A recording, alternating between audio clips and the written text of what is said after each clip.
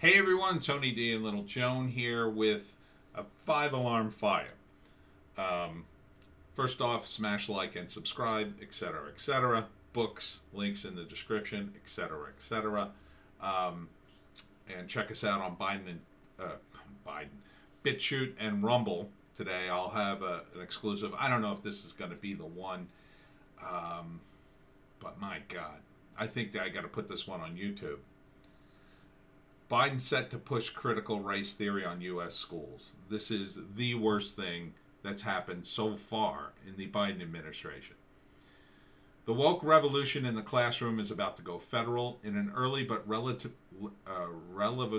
move, President Biden's Department of Education has signaled its intent to impose the most radical forms of critical race theory on America's schools, very much including the 1619 Project and the so-called anti-racism of Ibram X. Kendi. Kendi's anti-racism, which advocates a massive and indefinite expansion of reverse discrimination, is more like neo-racism. Biden is obviously co-opting conservatives' interest in reviving traditional U.S. history and civics to deliver its perfect opposite, federal imposition of the very ideas conservatives aim to combat. Biden's Department of Education has just released the text of a proposed new rule establishing priorities for grants in American history and civics education programs. That rule gives priorities to grant, quote, projects that incorporate racially, ethnically, culturally, and linguistically diverse perspectives, unquote. The rule goes on to cite and praise the New York Times, quote, landmark, unquote, 1619 project, as well as the work of critical race theorist Kendi as leading examples of the sorts of ideas that the Biden administration wants to spread. There's no reading this any other way. They want critical race theory. Now, they may not call it critical race theory. It may not be exactly CRT and Kendi or even the 1619 Project, but they're already pushing this. I already read you stories about how private schools got so woke, people are furious at them. But that's different. Like if you're paying 54 G's to send your kid to private school and they're teaching them woke BS, you've got all kinds of leverage against the school to take your kid out, to spend your money elsewhere. This is going to be federal. This is going to be the public schools. Now, imagine you're a teacher, and I've been in these public schools, as I've told you. And I'm not talking me as a substitute teacher. That was a little different. You know, I don't have as much authority as a regular teacher. But imagine you're a regular teacher, and you happen to be white. Now you teach critical race theory, and most of these woke teachers will totally love it. They can't wait to teach it. They're already teaching it. They're willing to risk their jobs to teach it. And even if it's not on the curriculum, I promise you, some of them are already going, oh yeah, you know, critical race theory, you should Google that when you get home. Imagine you're a white teacher and you have a diverse class. Some of your students are white, but some of them are black and various minorities, whatever. Now you start teaching critical race theory, which tells you that, well, see, the United States has always been a racist slaveocracy. It's horrible. It's horrible. People oppress you, and mostly they're the white people who oppress you. Now you're the white teacher, and you're supposed to teach some of these children of color, and one of them doesn't want to do his homework. Now, you're oppressing me, says the kid, because kids will use any thing at their disposal. They're kids. They don't have the, they don't have the wherewithal to go, oh, I shouldn't probably do that. I shouldn't escalate that high. They don't care. They just want to get out of doing whatever it is. They want what they want. I already told you these kids are entitled to begin with. They're already incredibly entitled because teachers are afraid of them. Now you're giving them the ammo to go, oh, no. You're oppressing me.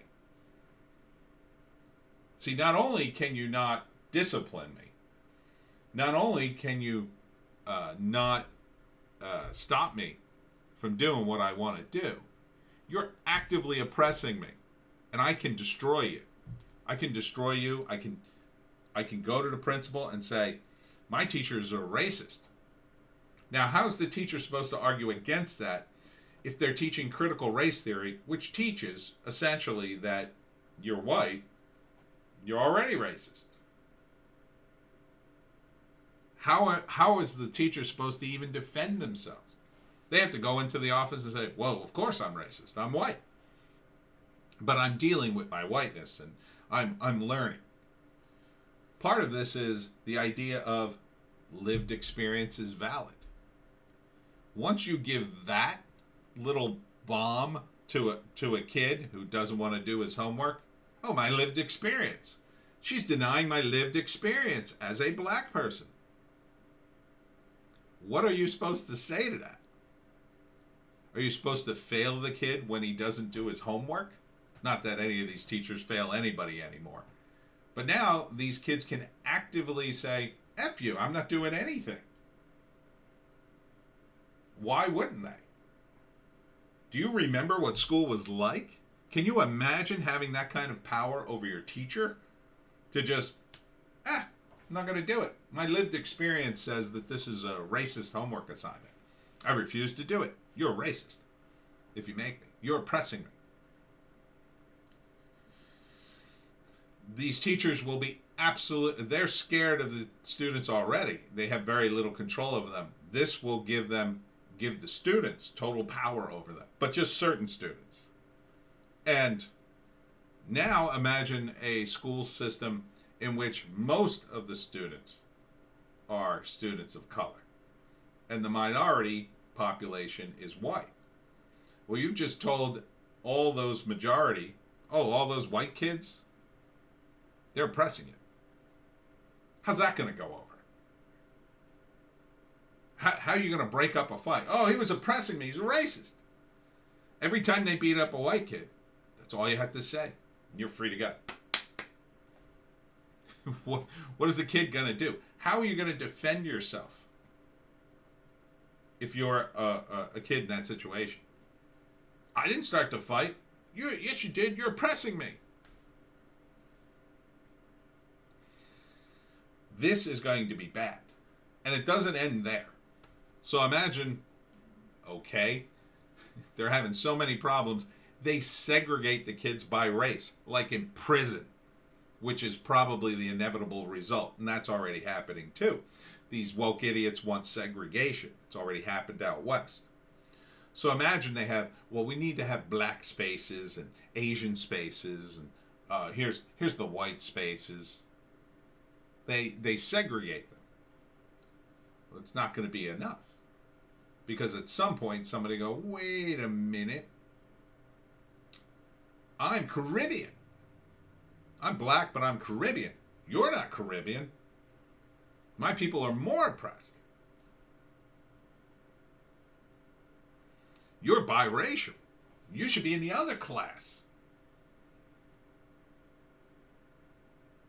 That kid's Asian. He shouldn't be in our class at all. He should be in his own class. You're asking these kids to become racist and think through the lens of critical race theories. It will be an absolute unmitigated disaster. You will unravel the schools. You will turn, when I was a kid, we didn't have problems with racism in school. It just wasn't even an issue. Now, were they racist? Yeah. A couple of kids said some stuff. We had black kids in the school and Asian kids, people, every persuasion. It wasn't super mixed. I would say my school was majority white, but we didn't have issues. There wasn't issues. There wasn't like a major thing.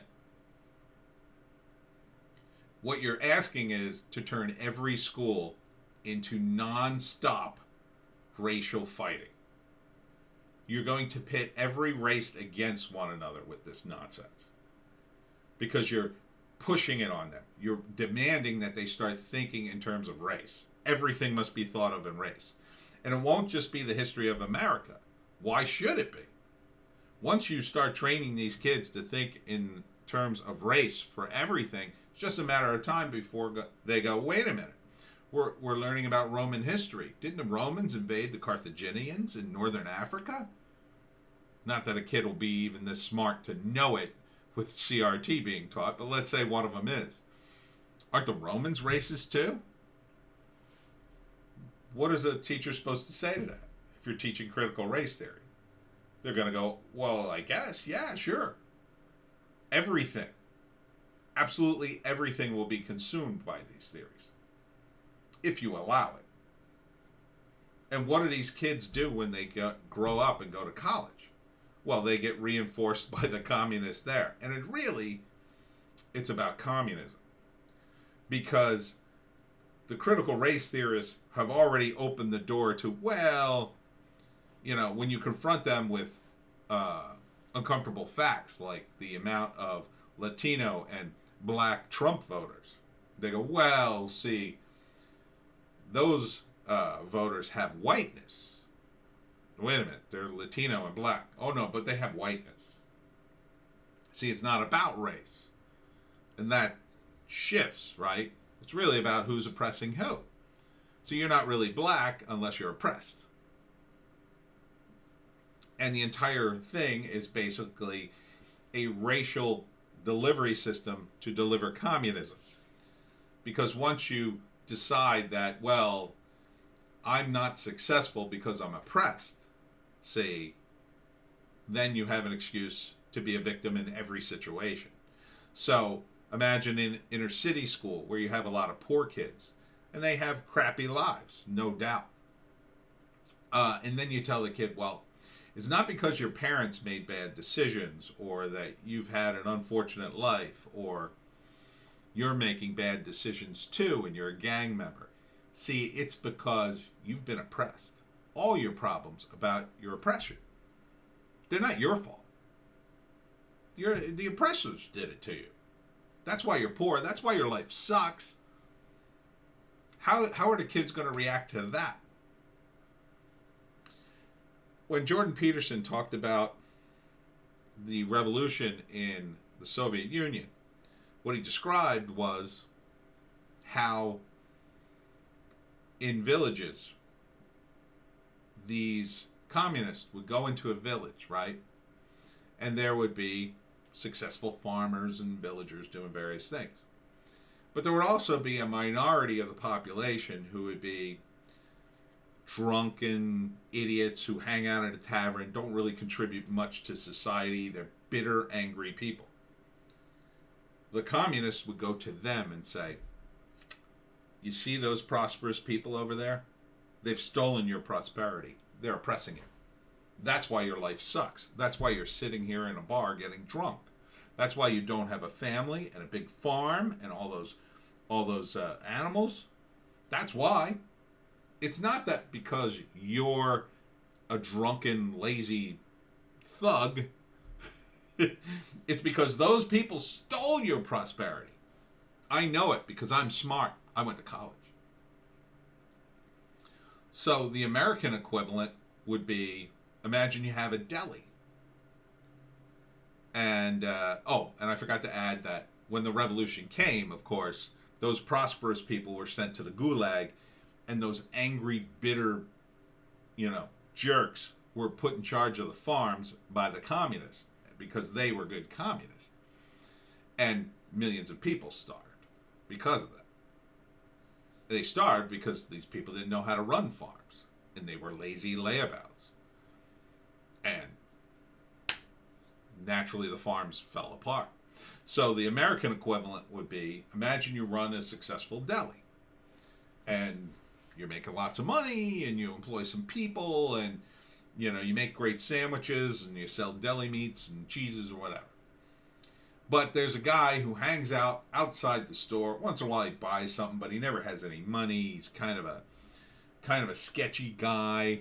A couple of times you had to call the cops, and he's always gotten away. But he's a bit of a sketchy dude. You got to watch him when he comes into the store. And he's always broke. Sometimes he has money, but usually he doesn't. He's kind of he's a bit of a drug addict, a pothead, doesn't have a job, can't hold on to a job, sort of bitter person. You kind of tolerate them. And then one day, some communist college student comes to the deli, but immediately targets that guy. He's outside in the parking lot smoking a cigarette or whatever and says, "You know why you don't own this deli? It's because the deli owner stole your prosperity. That's why. It's not because you're a lazy, sketchy drug addict. No, you've been oppressed. You've been oppressed your entire life and don't even know it. See, if you join the Communist Party with us, we're going to get you a deli because everybody will have a deli. Everybody will have a great place to live. Everybody will have a successful business and a wife and kids, and it'll be great." Now, that guy's life sucks. It sucks so bad that he hears that and goes, "Sure, yeah, I'll sign on. Where do I sign?" And then let's say the communist revolution happens. The deli owner, first thing that happens is that sketchy guy turns the deli owner in as an enemy of the state. And then the communists put him in charge of the deli because he's a good communist. Oh, and by the way, since the communists tore up the entire system, it's not a capitalist system anymore. He'll be told his prices, and he'll be told who he can and cannot sell to, when he can and cannot sell. And that's fine with him. He doesn't know what he's doing anyway. He's never run a deli in his life. Well, of course, he gets in there and half the food goes bad, and some of the food gets doled out according to the communists, but a lot of it doesn't, and a lot of it goes bad. Well, he had too much food anyway. Don't worry, now the government will deliver the food. And it's an absolute disaster, and in fact, this guy's a little sketchy, so at some point he realizes how boring it is to run a deli. He didn't really want to run a deli. He starts selling some of that food on the black market to make some real bank so he can go out and do some more drugs while people starve. That's what this is leading to. Now, I don't realistically think we'll end up there, at least not in the next 20 years. But these woke idiots will do tremendous damage along the way. They will create legions of racists, or at least people who can't function without considering the race of somebody before they do anything. You're going to take kids and tell them just because they had a lived experience, no one should question it. No one. That doesn't make any sense. None of this makes any sense. So, I know I've asked you many times to write your congressman and senator and call them. But if you're going to do it for anything, you really ought to do it for this. Because this, more than anything else the Biden administration has done so far, is probably the most damaging to America. So be polite, write them at least. Calling is better. And tell them to ban critical race theory. The programs immediately targeted by the Biden's new priority criteria for American history and civics grants are small. Once in place, however, those criteria will undoubtedly influence the much larger and vastly more dangerous Civics and Secures Democracy Act. That's the bill you want to mention. That bill would appropriate $1 billion a year for 6 years for history and civic education. Don't let this happen. This will be more nonsense. This will destroy the schools. Destroy them. Not damage them. It'll destroy the schools. You will have racist incidents every other day in your school. And they will eventually say, well, we've got so many fights, we're going to have to segregate the kids by race. That's where this is headed. So, it's bad. It's bad. So call or write and be polite.